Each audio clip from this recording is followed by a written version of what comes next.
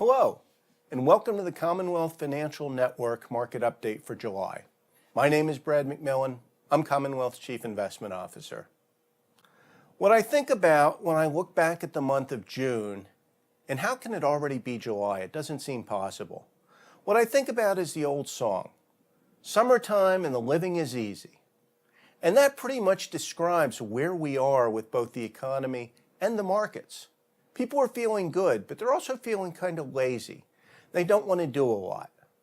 And I think if you look at the actual data for the economy in particular, that comes through very, very clearly.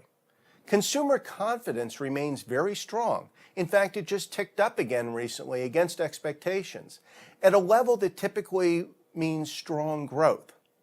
Business confidence, the same thing.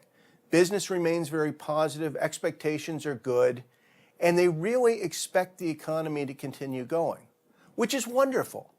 But the problem is this: their actual actions, pretty much across the board, don't match what the confidence says.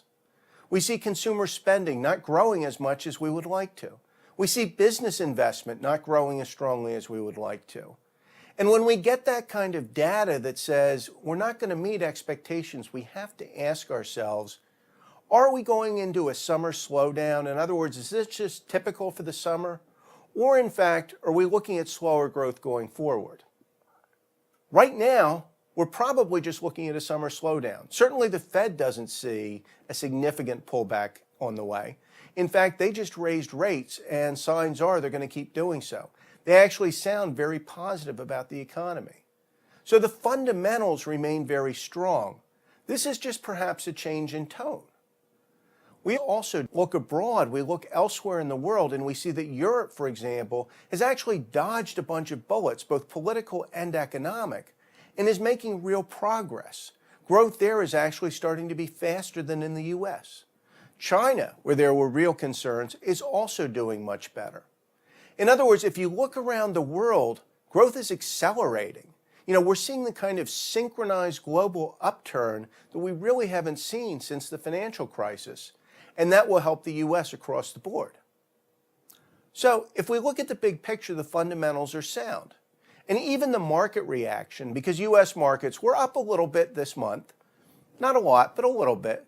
International markets were mixed, but again, back and forth.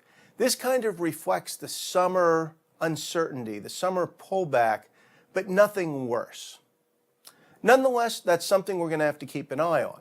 At this point, I'm not seriously worried about it. What looks most likely to happen is we're going to see growth continue at current rates. Probably won't accelerate, but it will continue, and we're going to see more of the same. The second half also looks to be positive. We had a great first half, and we should continue to see that.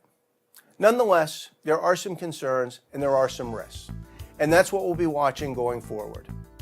What will we see? I don't know, but we'll talk about it next month. Thanks for watching.